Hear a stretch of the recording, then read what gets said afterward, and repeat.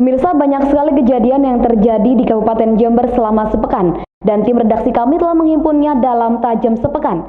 Bersama saya Aprilia, berikut Tajam Sepekan selengkapnya.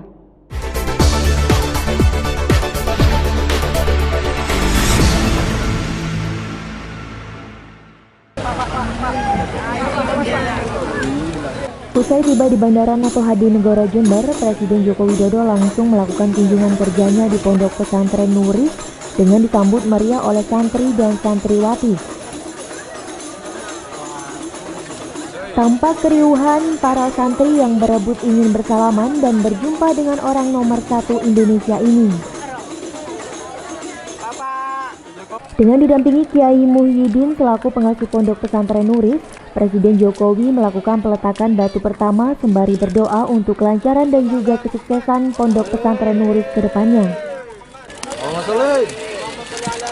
Setelah itu, Presiden Jokowi langsung menyapa para santri Pondok Pesantren Nurul Islam dan langsung masuk ke dalam masjid pesantren untuk berdialog dengan santri serta memberikan pemahaman untuk menjaga keutuhan NKRI kepada para santri. Sementara itu, pengasuh Pondok Pesantren Nurul Islam Kiai Muhyiddin Abdul Somad sangat bangga dengan kedatangan Presiden Joko Widodo ke pondoknya. Selain melakukan silaturahmi, Presiden juga berpesan kepada para santri untuk memperkuat dan menjaga keutuhan NKRI. Islam ini sebagai lingkungan biasa, ya hanya sekedar memberikan motivasi kepada para pesantren, para santri. Apa pesan apa Pak yang disampaikan? Ya kan? Pesan apa saja yang disampaikan? Pesannya ya untuk menjaga NKRI, menjaga kesatuan dan persatuan, menghormatkan ukhuwah Islamnya, ukhuwah Basyariah, ya normatif ya, tidak ada yang istimewa. Dan pesantren yang dikunjungi banyak, bukan hanya pesantren di Jember saja, ini ada beberapa. Tapi Nuris kan yang pertama ya. Nuris menjadi junjungan pertama Pak Jokowi ketika tiba di Jember. Saya nggak tahu, saya juga baru tahu kemarin. Tiba-tiba beliau berkenan berkunjung ke pesantren. Dari Antirogo, Yudis Adi Jember 1 TV melaporkan.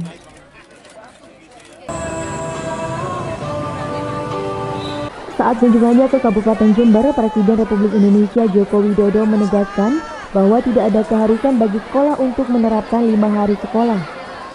Artinya, sekolah tetap bisa melaksanakan aktivitas pendidikan selama 6 hari seperti biasa.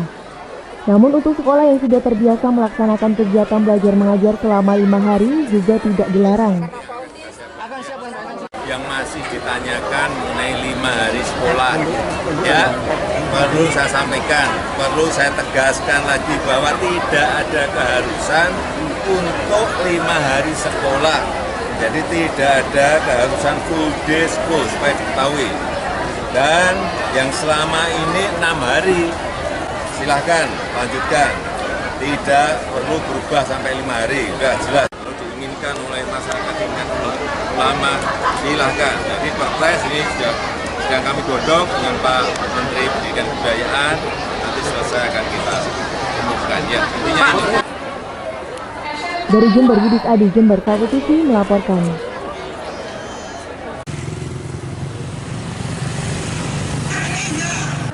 Puluhan warga melakukan demonstrasi di Kejaksaan Negeri Jember dengan menggelar tikar pas di depan pintu masuk Kejari Jember. Dengan membawa poster serta melakukan orasi sembari duduk di atas tikar, mereka menuntut pihak Kejaksaan Negeri Jember untuk tidak tebang pilih dalam menangani perkara hukum. Seperti beberapa contoh kasus korupsi anggaran dana desa yang menjerat Hendrik Eko Subroto, mantan kepala desa Pecororan di Puji tahun 2016 justru mandek. Kasus kredit usaha tani yang menjerat Gus Fikri, tokoh agama Jember juga belum ada kejelasan arahnya. Sementara itu pihak kejaksaan menegaskan tidak ada tebang pilih terkait masalah korupsi. Namun sejauh ini beberapa kasus masih dalam proses kasasi dan pihak Kejaksaan Negeri Jember dalam menangani kasus sudah sesuai SOP yang berlaku. Dari Kejaksaan, Yudis Adi Jember 1 TV melaporkan.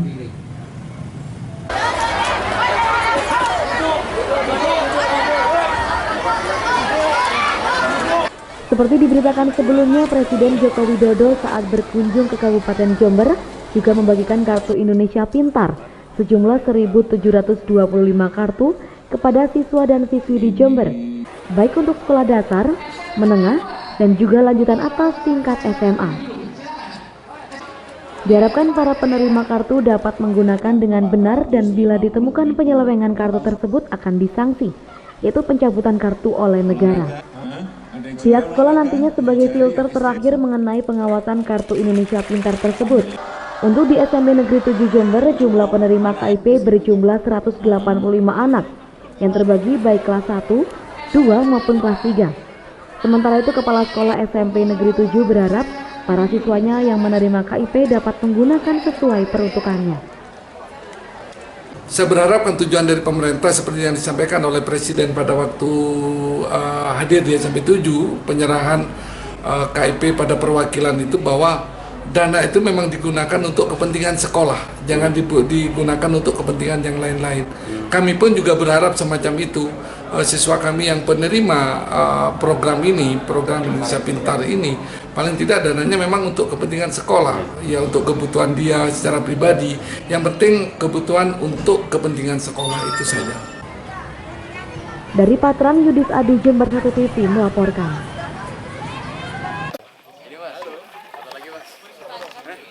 Kondisi Madrasah Ibtidaiyah Radatul Jannah yang berada di Dusun Batu Ampar, Desa Mulyorejo, Kecamatan Silo ini sangat jauh dari kata layak.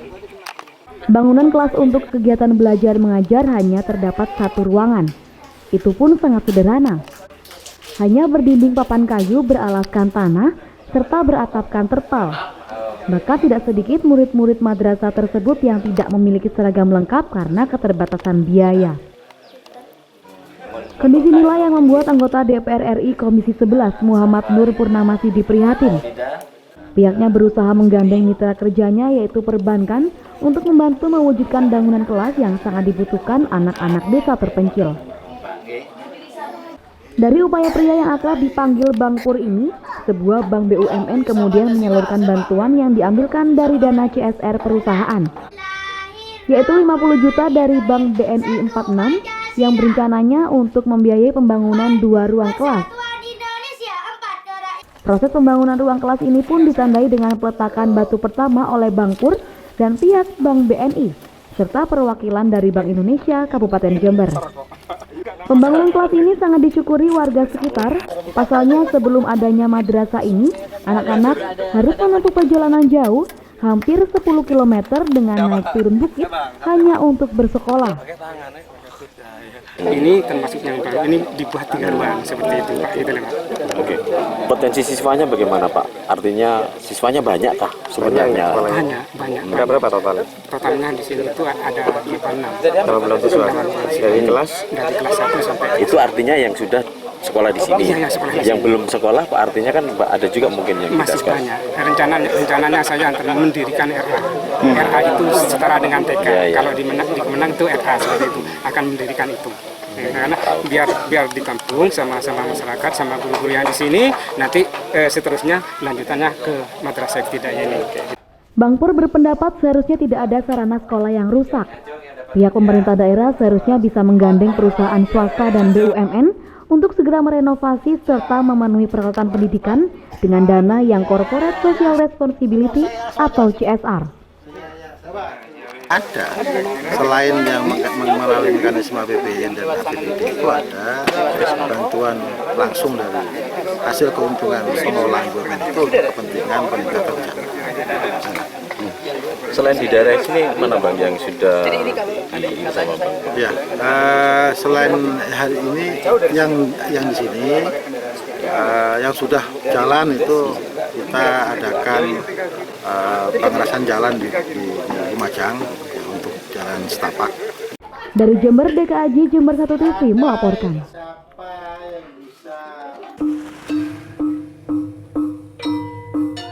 Di kawasan Jember bagian selatan banyak terdapat kelompok kesenian tradisional yang masih bertahan seperti jaranan, reog, dan lain-lain.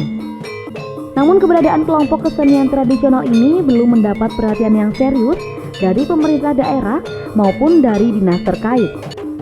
Padahal kesenian tradisional bisa menjadi ciri khas Kabupaten Jember. Tidak terkecuali agenda kegiatan Festival Tari Jatilan dan Bujang Ganong tingkat Jawa Timur yang rencananya akan diselenggarakan oleh Dewan Kesenian Jember pada tanggal 19 sampai 21 Agustus mendatang. Ternyata juga tidak mendapat perhatian dari pemerintah maupun dari Dinas Pariwisata. Hal tersebut sangat disayangkan oleh berbagai pihak, termasuk dari Anang Hermansyah yang merupakan musisi sekaligus anggota Komisi 10 DPR RI. Menurutnya, pemerintah daerah melalui Dinas Pariwisata Jember bisa lebih peduli terhadap kondisi kesenian tradisional yang berkembang yang ada di Kabupaten Jember. Aku udah datang, udah ketemu yang komunitas rakyat, aku udah ketemu. Ya memang tidak bisa sendirian juga, memang butuh fasilitasi dari pemerintah. Harapannya memang pemajuan pemerintah yang paling berhasil adalah bagaimana memajukan potensi-potensi daerah bisa mengemuka di seluruh Indonesia. Oke, Mas Anang, ini kan rencananya pada tanggal 19 ini kan ada event Festival Tari Jadel sama Bujang Ganong se-Jawa Timur tuh nanti gimana untuk dukungan Mas Anang nanti? Ya mudah-mudahan pemerintah daerah dan pemerintah pusat bisa duduk bersama, bisa mensukseskan itu karena itu adalah potensi daerah dan itulah amanah dari pemajuan kebudayaan. Mudah-mudahan itu bisa terlaksana dengan baik. Ya saya rasa kalau itu dilakukan bersama-sama antara pemerintah daerah dan pusat itu akan pasti lebih bagus. Dari Jember, Bambang Sugiarto, Jember 1 TV melaporkan. Warga Desa Tegal Sari dan Desa Ambulu, Kecamatan Ambulu menggelar aksi bakti sosial dengan cara membersihkan sampah yang ada di sepanjang aliran sungai. Tak hanya orang dewasa yang ikut membersihkan sampah, tampak puluhan anak-anak juga ikut serta dalam kegiatan baksos kali ini.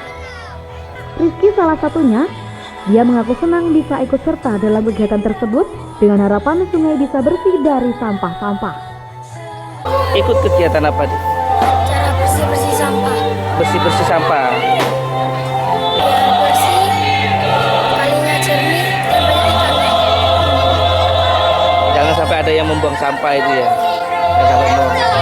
Sementara itu, menurut Kepala Desa Tegal Sari, selain untuk memperingati HUT RI ke-72, kegiatan ini juga untuk memberi kesadaran kepada masyarakat agar mereka tidak membuang sampah di sungai. Harapan kami dengan adanya kerja bakti bersama ini, mudah-mudahan masyarakat kita ke depan ada kepedulian terhadap sungai, agar tidak membuang sampah sembarangan. Dari Ambulu, Bambang Sugiarto, Jember 1 TV melaporkan. Ada yang berbeda dalam penyelenggaraan puncak peringatan Hari Kemerdekaan Republik Indonesia yang ke-72 tahun. Selain seremoni detik-detik proklamasi dan pengibaran bendera merah putih oleh pasukan pengibar bendera, usai upacara digelar drama teatrikal yang mengangkat cerita tentang perjuangan Muhammad Seruji dan Dr. Subandi yang gugur di medan peperangan. Drama teatrikal ini menceritakan perjuangan Suruji dan Dr. Subandi yang bahu-membahu bersama masyarakat sipil lainnya untuk mengusir penjajah Belanda dari tanah Jember.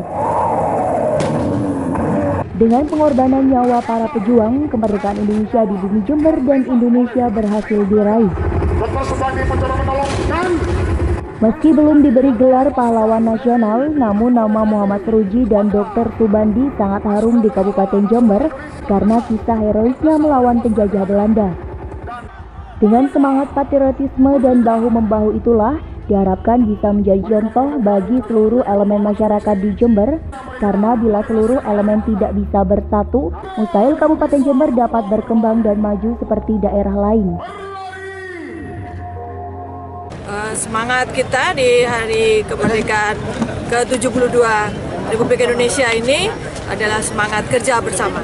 Karena semangat nasional demikian, saya berharap untuk seluruh masyarakat Jember bahu-membahu, swasta, pemerintah, dewasa, anak-anak, laki-laki, perempuan, semua bergabung dalam satu cita-cita, Jember maju, Jember yang lebih baik. Dengan semangat kemerdekaan, kita tinggal mengisi, kita tinggal melanjutkan. Dulu para pahlawan memperjuangkan kemerdekaan ini, berkorban sampai nyawa. Oleh karenanya, sungguh kita ironi apabila kita tidak mengisinya dengan sebaik-baiknya. Kesempatan emas kita adalah sekarang. Dari alun-alun Jember, Yudis Adi, Jember 1 TV melaporkan. Seperti biasa, pada tanggal 17 Agustus 2017 kali ini, semua instansi maupun lembaga kedinasan melakukan upacara bendera untuk memperingati Hari Kemerdekaan Republik Indonesia yang ke-72 tahun. Namun suasana berbeda tampak di Desa Duku Dempok, Kecamatan Wuluhan, Jember. Ratusan petani setempat melakukan upacara pengibaran bendera di tengah sawah bersama unsur masyarakat lainnya. Akan tetapi ketika sang saka merah putih hendak dikibarkan di tiang bendera, roda penarik tali di atas tiang tidak berfungsi dengan baik sehingga bendera gagal dinaikkan. Meski demikian, upacara yang digelar kaum tani tersebut tetap berlangsung hikmat hingga selesai. Pasukan pengibar bendera tetap berusaha membentangkan sang saka merah putih sambil diiringi lagu Indonesia Raya. Fitri selaku salah satu pasukan pengibar bendera mengaku terkejut dan tidak menyangka prosesi pengibaran sang saka merah putih yang dilakukannya ternyata menemui kendala. Kan nggak bisa ditarik nggak bisa, jadinya nggak semua. Sampai lagu Indonesia Raya selesai ya? Iya. Kenapa? Ininya apa rusak? Nggak tahu itu apanya. Kayaknya itu lupa. Nggak bisa nyangkut. Gimana, apa sebelumnya tidak dilakukan ini percobaan dulu, Mbak? Kan waktunya sedikit. Gimana? Sebelumnya sudah nggak dibersihin. Sebagai pasukan pengibar bendera ketika ada kendala gini gimana? Ya sedih, Pak. Ini terinspirasi dari kultur yang ada di desa. Jadi kita ingin mengubah Indonesia Timur. Jadi semua lapisan masyarakat ikut memperjuangkan kemerdekaan dan mengisi serta meramaikan pada saat ini. Semua mempunyai kesempatan yang sama untuk mendapatkan hadiah di sebelah saya. Satu sepeda gunung dan satu ekor kambing. Dikibarkan. Dari Wuluhan, Bambang Sugiarto, Jember 1 TV melaporkan. Yang diputar-putar. Yang lainnya. Petugas gabungan yang terdiri dari pihak kepolisian Resor Jember dan polisi hutan KPH Jember berhasil mengamankan 9 mesin gelondong pengolahan emas dan 2 alat mesin genset dan beberapa bahan kimia. Semua barang bukti pengolahan emas tersebut ditemukan oleh petugas di Dusun Kerajaan Desa Sabrang, Kecamatan Ambulu, di tempat pengolahan emas ilegal milik Munif Iksan. Dari hasil pemeriksaan, tempat pengolahan emas ini sudah melakukan pengolahan emas sejak tahun 2008 lalu. Guna kepentingan pemeriksaan, petugas langsung menutup lokasi tersebut. Jadi ini tadi sebenarnya tidak sengaja kita melaksanakan operasi illegal logging. Ada bunyi suara mesin, jadi terus kita cek ternyata ditemukan 4 gelondong untuk limbah emas, sehingga kami minta keterangan daripada pemilik, Pak Saudara Munif, mengakui bahwa dia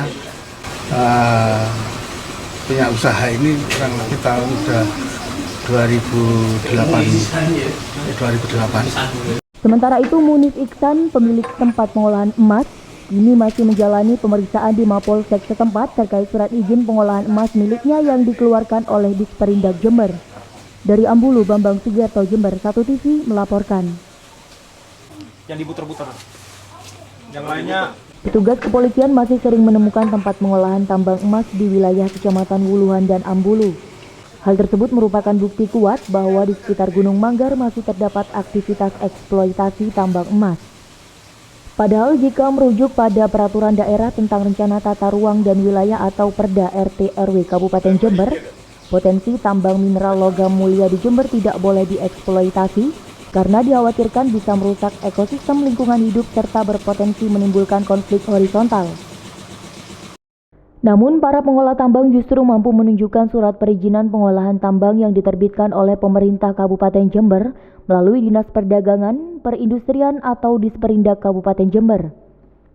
Hal tersebut tentu sangat disayangkan oleh berbagai pihak, tidak terkecuali dari Komisi A DPRD Provinsi Jawa Timur Miftahul Ulum. Karena menurut legislator PKB ini, segala potensi tambang mineral logam mulia yang ada di Kabupaten Jember tidak boleh dieksploitasi. Apalagi pemerintah kabupaten kini sudah tidak boleh menerbitkan perizinan tambang karena hal tersebut sudah menjadi kewenangan pemerintah provinsi. Maka untuk di daerah sudah tidak punya kewenangan untuk mengeluarkan izin tambang. Seluruh persoalan tambang harus melalui izin provinsi Jawa Timur. Dan itu tentunya perlu disesuaikan dengan RT RW kabupaten. Sedangkan di Jember ini sebenarnya kalau RT RW di Kabupaten Jember ini wilayahnya adalah wilayah pertanian dan perkebunan. Jadi walaupun ada potensi tambang di Jember, tidak kemudian harus dieksploitasi. Sebelumnya petugas Kepolisian Resor Jember dan Polisi Hutan KPH Jember berhasil mengamankan 9 mesin gelondong pengolahan emas dan 2 alat mesin genset serta beberapa bahan kimia di Dusun Kerajaan Desa Sabrang, Kecamatan Ambulu. Dari hasil pemeriksaan, tempat pengolahan emas ini sudah beroperasi sejak 2008 lalu. Melimbah daripada hasil tambang yang ada di Dundengan Gunung Manggar. Jadi bahan-bahannya dari Gunung Manggar? Dari Gunung Manggar. Diakui sendiri dari masyarakat Silir sana yang didatangkan dari sana, kemudian diambil sama pemilik sini, dibeli per sak ini Rp3.000. Saya sayangkan juga kenapa dari mengizinkan bahwa di sini nggak ada daerah tambang. Nah, ini saya juga nanti akan kita konfirmasikan dengan yang memberikan izin dan ada izin dari Desperinda. Dari Jember, tim liputan Jember 1 TV melaporkan. Sehingga berpaham Indonesia. Tampak keseruan lomba pidato Bung Karno yang bertempat di DPC PDI Perjuangan Jember. Kegiatan ini bertujuan menggugah rasa nasionalisme dan patriotisme para pemuda dan pemudi. Mengingat saat ini dengan pergaulan yang semakin bebas serta arus globalisasi yang semakin kuat, pemuda-pemudi kini banyak yang melupakan jiwa kebangsaan serta menghargai para pemimpin negara yang sejak dahulu berjuang untuk kemakmuran dan kemerdekaan Indonesia. Dengan semangat itulah DPC PDI Perjuangan Jember membuat lomba pidato dengan teks Sang Proklamator Bung Karno. Tercatat 107 peserta dari golongan mahasiswa dan siswa sekolah mendaftar mengikuti lomba. Lomba pidato ini adalah bagian dari satu upaya kita untuk menyebarluaskan sekaligus menyadarkan, terutama kepada kalangan muda, agar ingat dan sadar bahwa bangsa dan negara ini didirikan tidak dengan upaya yang remeh-temeh, tetapi upaya yang luar biasa dari para founding fathers, pendiri bangsa, ya, mempertaruhkan jiwa dan raga dengan pemikiran yang visioner, ya, dengan menancapkan hal-hal prinsip-prinsip fundamental yang sudah menjadi konsensus bersama justru oleh berbagai kelompok, kalangan, dan unsur dalam kehidupan kebangsaan kita yang harus kita jaga terus-menerus. Sementara itu, menurut salah satu peserta, Nur Azizah mengaku bangga bisa turut serta mengikuti lomba pidato Bung Karno, bahkan dirinya tak menyangka mampu masuk final. Dengan mengikuti lomba ini diharapkan dirinya mampu mengilhami dan menumbuhkan dalam diri rasa nasionalisme untuk menjaga kedaulatan NKRI.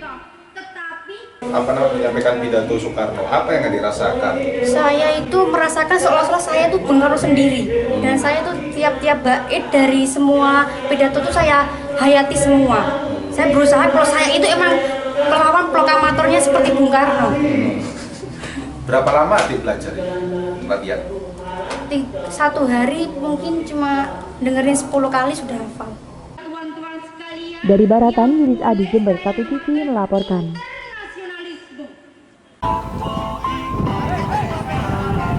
Berbagai kegiatan dilakukan untuk memeriahkan Hari Ulang Tahun Republik Indonesia yang ke-72. Seperti warga Desa Balung Lor, Kecamatan Balung, dengan menggelar perlombaan panjat pinang dengan merebutkan hadiah hiburan peralatan dapur. Meskipun hadiahnya peralatan dapur, namun tak menyurutkan semangat bagi para peserta. Selain untuk memeriahkan Hari Ulang Tahun Republik Indonesia yang ke-72, acara ini juga bertujuan untuk membangun rasa kekompakan dan kerukunan bagi warga. Menurut panitia penyelenggara, untuk hadiah sendiri diperoleh dari sumbangan warga sekitar. Untuk yang direbutkan dari kegiatan ini, untuk panjat pinang khususnya, dari peralatan dapur sampai peralatan musik, dan juga banyak sekali lah hadiahnya. Ini semuanya dari masyarakat. Dari Balung, Bambang Sugiarto, Jember 1 TV melaporkan. Meski banyak yang tidak mengenal permainan kuno ini, anak-anak di Dusun Gudang Karang, Rambi Puji begitu antusias memainkan congklak atau yang lebih dikenal dengan nama dakon. Secara massal mereka mainkan dakon ukuran besar di tengah perempatan jalan di dusun tersebut. Semula sebagian anak-anak tak mengerti teknis dan peraturan permainannya, namun begitu dikenalkan mereka sangat antusias untuk ikut serta berlomba. Bisa main dakon ya? Bisa. Terus gimana? Enak main dakon apa main handphone? Dakon. Hah? Dakon. Dakon. Lu kapan terakhir main dakon? Waktu SD. SD ya. Oh, masih ingat nggak permainannya? Masih. Tak hanya anak-anak, orang dewasa baik laki-laki maupun perempuan ternyata cukup antusias dengan bermain dakon. Mereka mengaku senang dapat memainkan permainan di masa kecilnya tersebut, meski mengaku sedikit lupa dengan cara memainkan dakon tersebut. Masih bisa ya, Mbak Tin? Masih bisa, insya Allah. Terus terakhir kapan main ini? Terakhir SMA mungkin, Pak. Iya. Gimana ini hari ini main lagi ini? Menyenangkan. Menyenangkan. Bersemangat. Sementara itu menurut Karang Taruna di Dusun Gudang Karang selaku penyelenggara mengaku sengaja menggelar sejumlah lomba Agustusan dengan menempatkan permainan dakon sebagai salah satu perlombaan. Berapa bulan bikin dakon? Persiapannya? Persiapannya dari Januari. Januari terus? Ya, pembuatannya hampir 1 bulan. 1 bulan ya? Iya. Ini berapa meter dakon? Panjang meter itu, dakonnya 6 meter, sekitar 6 meter. Ya, terus kenapa kok ide bikin dakon seperti ini? Iya, seperti tema kita kan back to culture, jadi kita akan kembali ke permainan-permainan tradisional yang anak-anak mungkin jarang mengenalnya. Jadi kita akan membagikan memori tentang permainan tradisional itu. Dari Rambi Puji Jember, Yudis Ade, Jember 1 TV melaporkan. Dan pemirsa, informasi tadi sekaligus menutup jumpa kita di Tajam Sepekan kali ini. Anda juga dapat menyimak informasi tadi di website kami di www.jember1tv.co.id. Saya Aprilia bersama seluruh kerabat kerja yang bertugas, mohon undur diri dari hadapan Anda. Terima kasih atas kebersamaannya dan salam 1 TV.